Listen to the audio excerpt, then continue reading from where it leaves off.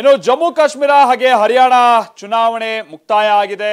ಈಗ ಮತದಾನೋತ್ತರ ಸಮೀಕ್ಷೆಯನ್ನ ನೋಡುವಂತಹ ಸಂದರ್ಭ.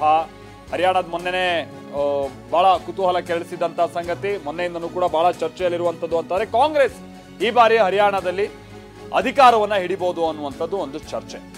ಸೊ ಅದರಂತೆ ಈಗ ಮತದಾನೋತ್ತರ ಸಮೀಕ್ಷೆಯ ಸಂದರ್ಭದಲ್ಲೂ ಕೂಡ ಕಾಂಗ್ರೆಸ್ಗೆ ಈ ಬಾರಿ ಹರಿಯಾಣದಲ್ಲಿ ಒಲವಿದೆ ಅನ್ನುವಂಥ ಎಕ್ಸಿಟ್ ಪೋಲ್ ರಿಸಲ್ಟ್ ಗಳನ್ನ ನಾವು ನೋಡ್ತಾ ಇದ್ದೀವಿ.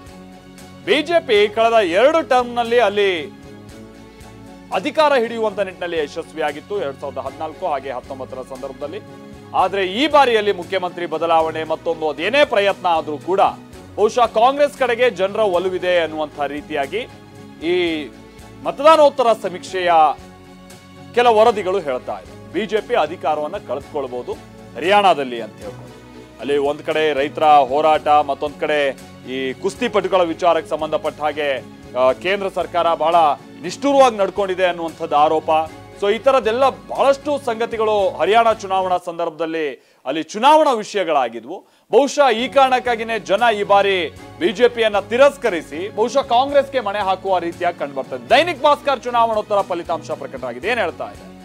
ಹರಿಯಾಣದಲ್ಲಿ ಕಾಂಗ್ರೆಸ್ಗೆ ಅಧಿಕಾರ ಅಂತ ದೈನಿಕ್ ಭಾಸ್ಕರ್ ಹೇಳ್ತಾ ಇದೆ. ಸೊ ಒಟ್ಟು 90 ಕ್ಷೇತ್ರಗಳು ಹರಿಯಾಣದ್ದು, 44ರಿಂದ 54 ಕ್ಷೇತ್ರ ಗೆಲ್ಲುತ್ತೆ ಅಂತ ಅಂದ್ರೆ ಒಂದು ಸಿಂಪಲ್ ಮೆಜಾರಿಟಿ ಬೇಕು ಅಂತಾನೆ 46 ಕ್ಷೇತ್ರಗಳಾಗುತ್ತೆ. ಬಿಜೆಪಿ ಈ ಬಾರಿ 19ರಿಂದ 29ಕ್ಕೆ ಬಿಜೆಪಿಯ ಬಲ ಕುಸಿಯುತ್ತೆ ಅಂತ ಹೇಳಿ.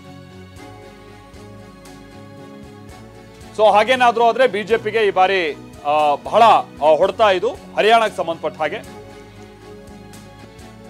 ದತ್ತಾಂಶ ಮತ್ತು ರೆಡ್ ಮೈಕ್ ಸಮೀಕ್ಷೆ ಹರಿಯಾಣಕ್ಕೆ ಸಂಬಂಧಪಟ್ಟಂಗೆ ಏನ್ ಹೇಳ್ತಾ ಇವೆ?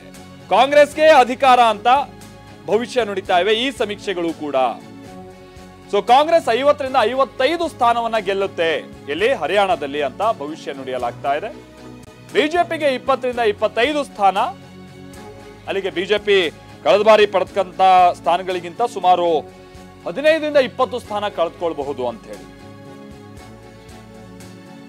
ಈ ಹಿಂದೆಯಲ್ಲಿ ಸರ್ಕಾರ ರಚಿಸಿದಂತ INLD ಕೂಡ ಈ ಬಾರಿ ಅಲ್ಲೇನು ಅಂತ ಪರ್ಫಾರ್ಮೆನ್ಸ್ ಇಲ್ಲ, 3ರಿಂದ 5 ಅನ್ನುವಂತ ರೀತಿಯಾಗಿ ಸಮೀಕ್ಷೆ ಹೇಳ್ತಾ ಇದೆ.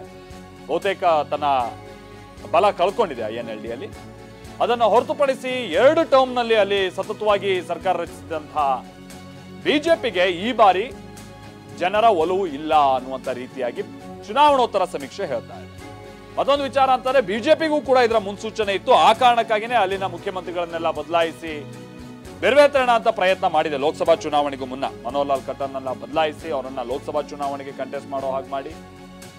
ಸೊ ಅದೇನೇ ಆದ್ರೂ ಕೂಡ ಜನರು ಬಿಜೆಪಿ ಕಡೆಗೆ ಹೆಚ್ಚಿನ ಒಲವನ್ನ, ಸತತವಾಗಿ 3ನೇ ಬಾರಿಗೆ ಅಧಿಕಾರ ಕೊಡುವಷ್ಟರ ಮಟ್ಟಿಗಿನ ಒಲವನ್ನ ಅಲ್ಲಿ ಹೊಂದಿಲ್ಲ ಅನ್ನುವಂಥದ್ದನ್ನ ನಮ್ಗೆ ಮೇಲ್ನೋಟ ಕಾಣ್ತಾ ಇರುವಂಥದ್ದು. ಅದು ಸಮೀಕ್ಷೆ ನಾವು ನೋಡಿದಂತ ಸಂದರ್ಭದಲ್ಲಿ.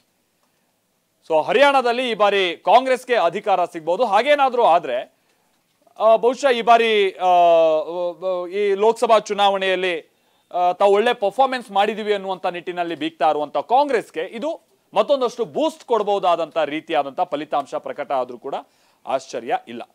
ಅದನ್ನು ಹೊರತುಪಡಿಸಿ ಈಗ ಆಲ್ರೆಡಿ ಲೋಕಸಭಾ ಚುನಾವಣೆಯಲ್ಲಿ ಸಿಂಗಲ್ ಮೆಜಾರಿಟಿಯಾಗಿ ಬಿಜೆಪಿ ಬರೋದಕ್ಕೆ ಅವಕಾಶ ಆಗಿರಲಿಲ್ಲ.